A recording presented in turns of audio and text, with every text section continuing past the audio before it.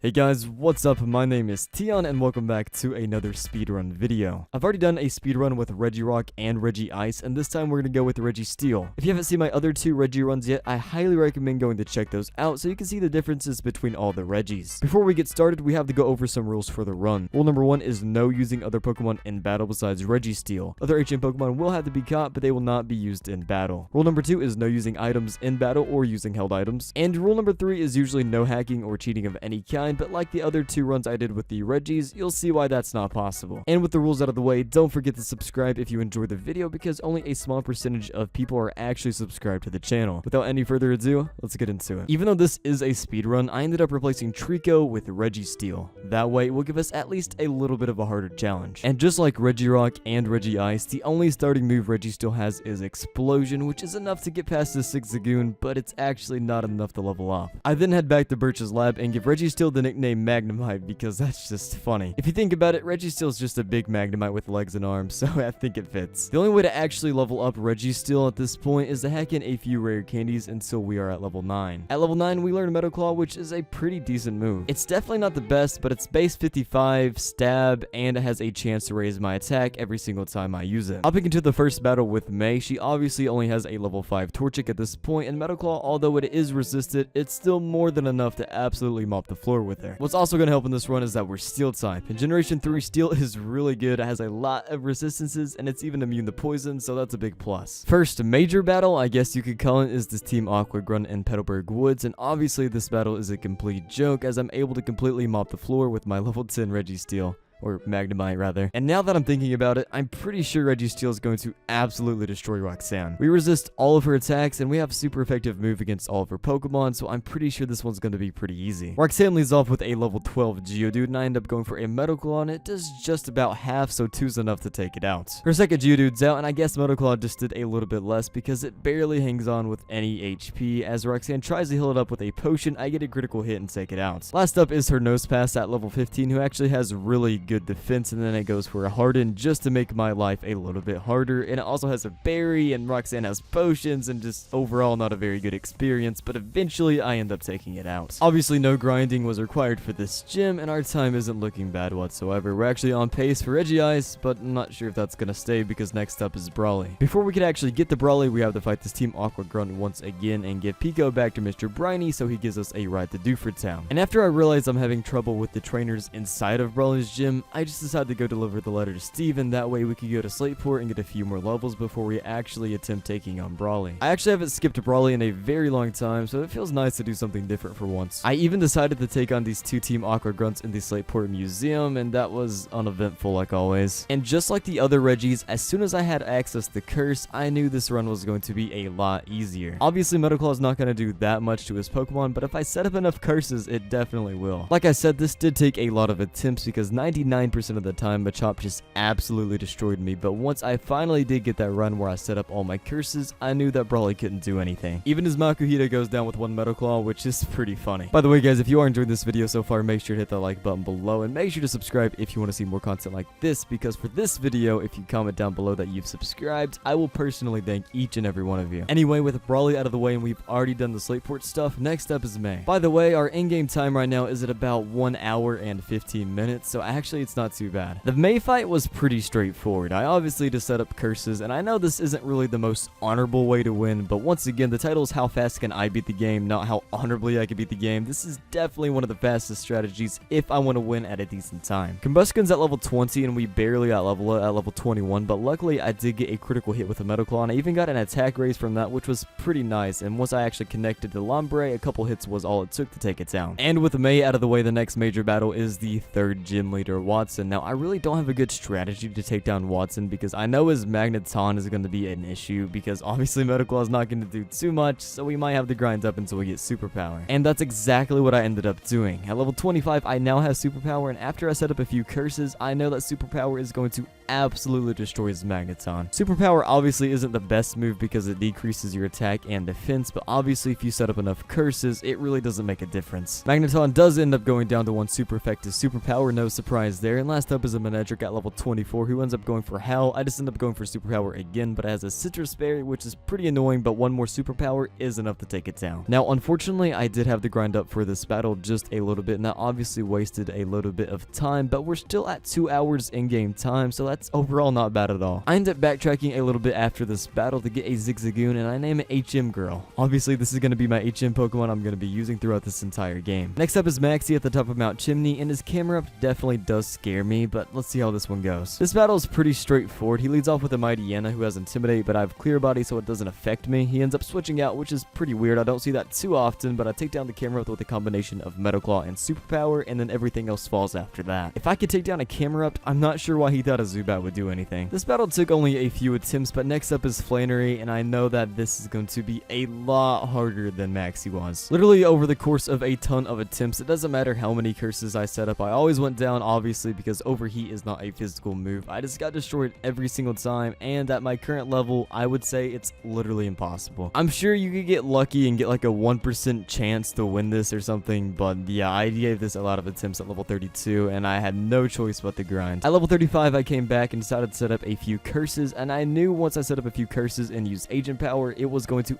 absolutely destroy, and I was right. I ran out of PP, which is pretty annoying, so I just decided to end up going for a superpower here on the Torkoal, and it ends up doing a lot of damage, and I know that one more anything I use is going to be enough to take it out. Luckily, she doesn't heal it up, and I am able to take down the Torkoal with one last superpower. Although I only got 3 levels higher, because it's a legendary, it took a lot of XP, and it took a very long time to do. The current in-game time is at 4 hours and 13 minutes, so we're not too far behind Regice's time, but that grinding definitely hurt us. But now that Flannery's out of the way, we get a way easier gym with Norman. We have superpower, we have curse, we resist almost all of his attacks, so I'm feeling pretty good about this next gym. Norman leads off with a level 27 Spinda, and I want to use superpower a lot in this gym battle, so I decided to go for a couple of curses here. That way when I actually do end up using superpower, it won't hurt me as much. It takes a little bit, but once I do connect with a superpower, I take down Spinda. Next up is a Slacking at level 31, and I decided to go for a curse here after I go for superpower to raise my attack and defense by one more stage, but unfortunately he uses Yawn and I get put to sleep. Luckily, Slacking doesn't really have any good moves to use against me, especially when I'm asleep, and once I actually do end up waking up, I connect with another superpower to take down Slacking. Next out is Vigoroth, and he gets taken down with one super effective superpower, and last but not least is a Lanoon at level 29 who gets hit with a superpower, and it does a lot of damage, but he barely ends up hanging on. I end up running out of superpower PP, so I just end up going for a combination of Agent Power and Metal Claw here, and eventually I end up taking down Lanoon, but it actually got pretty close. I was left with only 10 HP, but I end up taking the W in my first attempt. Overall, this gym battle actually turned out to be a little bit harder than I thought because I ran out of superpower PP, but we ended up winning, so I can't really complain. Next up is the Weather Institute, and like always, this was an absolute joke. Team Aqua Admin Shelly doesn't really have a good team here, and I'm able to completely destroy her with Metal Claw. Next up, though, is May once again, and her team is a lot better than last time. May leads off with a level 29 Pelipper, and I end up going for an Agent Power here, but of course, Pelipper likes to go for Protect, which is super annoying, especially since it got a double Protect off, but once I actually connect, it ends up going down. Next out is a Combustion at level 31. Now, I really don't have any good moves against Combustion, so I just end up going for Agent Power here, but for some reason, Combustion just ends up spamming Bulk Up, so it goes down without even attacking me, which was pretty nice. And last up is a Lombre at level 29. I end up going for a couple curses here, and then I go for a few Metal Claws, and after a few turns, I end up taking it down, defeating May without really any issue. And now with May out of the way, next up is Winona. Now, I definitely think we're going to have some issues with Winona because I really don't have any good moves against her, but if I set up enough curses, I might be able to do something with her. Winona leads off with a Swablu at level 29 who has Perish Song, so I only set up one curse here, and then I take it down with a superpower. Next up is an Altaria, and I end up setting up a few more curses, and then I one-shot it with Agent Power as well. Next out is Tropius, and it ends up going down to one super effective Agent Power. Next up is Skarmory, so I'll set up a couple more curses here, and then go for a superpower for the one-hit KO. And last is a Pelipper who gets one-shot with a super effective Agent Power, and this gym battle actually went a lot easier than I thought it was going to go. Next up is Mount Pyre, and like always, Mount Pyre is an absolute joke. And just to show you how stupid Archie is, he ends up taking the wrong orb, and he drops the Magma Emblem, which is going to give us access to Team Magma's base. And once I finally make it to the end, I have to take down Maxie. Maxie leads off with a Mightyena at level 37. I end up going for a curse here, and then I get hit with Swagger, which I really don't mind because now my attack is absolutely through the roof. I eventually take him down with a superpower. Next up is Camerupt, and I decided to go for a couple of Agent Powers here, and eventually I take it down after getting a boost from it, which is always nice. Last is Crobat, and I get hit with a Confuse Ray, but I still end up connecting with a Metal Claw, and then one more to take it down, and I defeated Maxie relatively easy. That was only my first attempt, and I'm definitely not complaining. Next up is the Aqua base. Now, like always, this is an absolute joke. Just like Shelly, I honestly think Team Aqua needs to up their team just a little bit because this is honestly pathetic. Even though this battle was extremely easy, next up is Tate and Liza the double battle, and obviously this one's going to be really hard to do. At level 47, I stood absolutely no chance, but once I leveled up only 3 times and relearned Amnesia from the move relearner, it became a lot easier. I also picked up the TM for Rest. I think that's a very good combination with Curse and Amnesia because honestly at this level, I think it's the only way to end up beating Tate and Liza. Don't get me wrong, this battle was still extremely hard and probably took around 20 attempts, but with the specialized moveset, I knew that I had a chance to win. I ended up keeping Metal Claw as my only attacking move for this battle, mainly because it has a lot of PP, but also because Metal Claw knew meta. All of my attempts for this fight was to literally just use Amnesia and Curse and use Rest. Once I have all of those set up, I knew that Tate and Liza couldn't touch me, but once again, this did take a few attempts for that to actually happen because a critical hit ruined my day. I know that Metal Claw is resisted by most of her Pokemon, but once again, with +6 attack, you really don't have to worry about resistances because Metal Claw still ends up doing a decent chunk of damage. There's not much to say about this battle anymore besides I just spammed the Metal Claw to win, but I also did do this live, so if you guys do want to see these done live, make sure to subscribe with all notifications on so you know when I'm actually live. I don't really have a streaming schedule, so that's probably the best way to catch these. It definitely was a tedious battle, and I did waste a little bit more time grinding, but overall we're still doing pretty decent time-wise. But now with Tate and Liza finally out of the way, next up is Archie at the bottom of the seafloor cavern. This battle went relatively easy. I had to set up a few curses and then went for Metal Claw, obviously because that's the only attacking move I have, but this obviously didn't cause me any issues. I then had to wake up this giant flying pool noodle, and then finally I'm at Juan, the 8th and final gym leader. The in-game time is currently at 9 hours and 9 minutes, so if we really hurry and don't have any issues, we actually might be able to beat Regice's time, which would be insane. Juan leads off with a level 41 Love Disc, and obviously my only strategy here is to set up curses because Metal Claw non-boosted is not going to do enough damage. I don't quite set up 6 here, but I don't really think 6 is necessary for this gym battle because it's relatively easy compared to Tate and Liza. Magnemite takes down Love Disc and Whiscash relatively easy. Celio goes down with only 1 hit, and Crawdaunt goes down with 2, and last up is Kingdra at level 46, and this actually got pretty annoying. Juan knew he was going to lose, so he decided to set up a lot of double teams, and it actually ended up working. With a combination of Rest and Hyper Potions, I just ended up missing almost all of my Metal Claws, which was a disaster. Because my defense was so high and his evasiveness was so high, we both ran out of PP, but once I connected with a +6 struggle, I easily took him down. And finally, with Juan out of the way, next up is Victory Road and then the Elite Four. Time-wise, we're still doing okay, but I don't know if we're going to be able to beat Regice's time, but that's what we're going to go for. Next major battle is with Wally in Victory Road. He leads off with a level 44 Altaria, and I decided to go for a few curses here and then hit it with a Metal Claw, actually doing a lot of damage. Altaria got healed up a few times, but eventually it goes down, and next up is Magneton at level 41, and this is going to cause me a little bit of an issue because Metal Claw is doing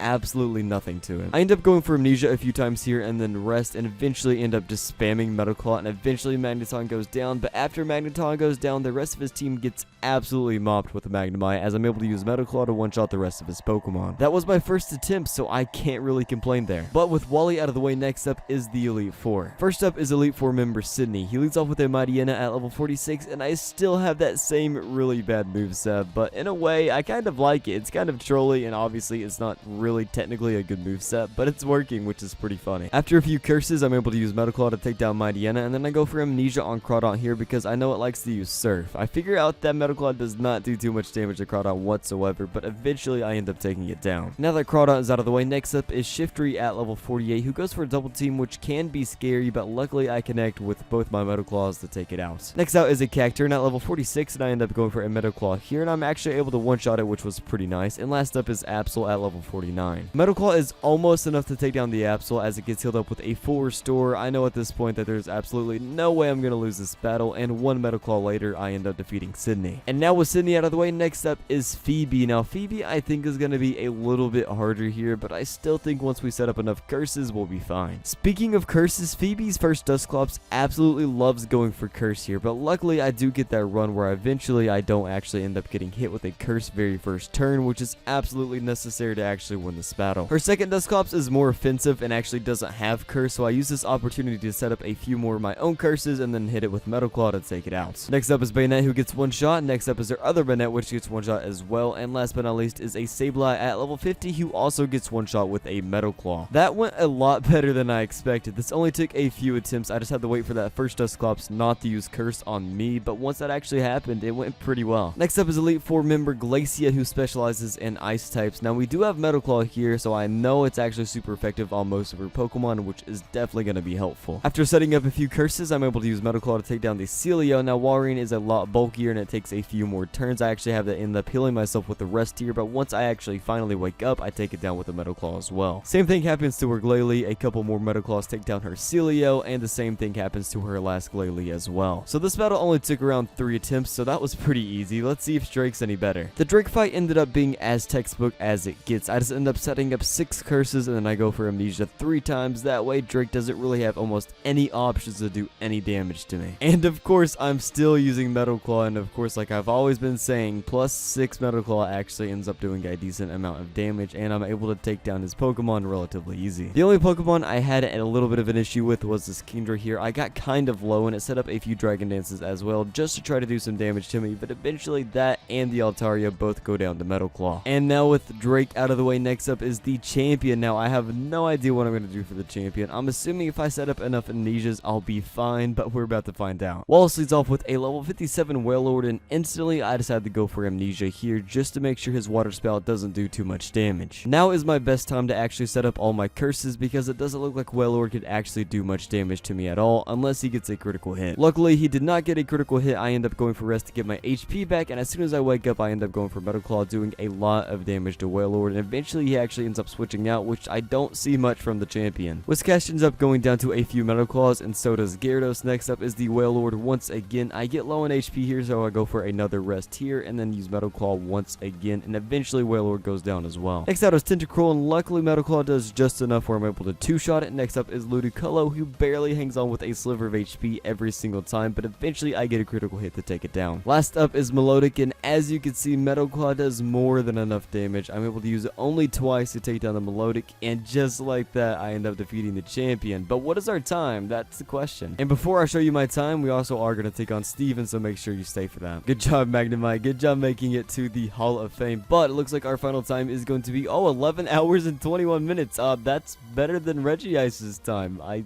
definitely didn't expect that. I mean, Registeel barely beat Regice's time, but I definitely didn't expect it to outperform. That's actually pretty cool to know. This has nothing to do with the speedrun, but a lot of people requested the Steven battle, so here it is. I had to change my moveset up a little bit for this battle. Now I have Earthquake and Return to hit the Skarmory and the Claydol. Once I get all my curses set up, I end up going for Return on Skarmory. Now, Skarmory actually takes returns really well, even though it is at +6, but luckily I get a critical hit to take it out. I actually get pretty low here on HP, so I end up going for a rest to get my HP back, but once I wake up, I obviously end up going for Return, taking down Claydol in only 2 hits. Next up is Aggron, who goes down to an Earthquake, but not before he actually ends up paralyzing me and gets me pretty low on HP, as I'm barely able to get off a rest to get my HP back. Next up is Steven's Ace Metagross at level 78, and it does take a little bit because Steven used a lot of healing items, but eventually it goes down to Earthquake as well. Next out is Armaldo, and I end up going for rest here to get my HP back once again, and then I go for a couple of Earthquakes to take him out as well. And last up is a Cordelia at level 76. I end up going for Return here. I'm not really sure why, but I end up getting confused, which gets super annoying, and I just end up going for an Earthquake, and luckily that was enough to take it out, and just like I predicted, Steven wasn't too bad at all. Once again, if you guys do want to see more content like this, don't forget to subscribe, like the video if you enjoyed, of course, and I will hopefully see you guys in the next video. Peace out, and thanks for watching, guys. Have a nice day.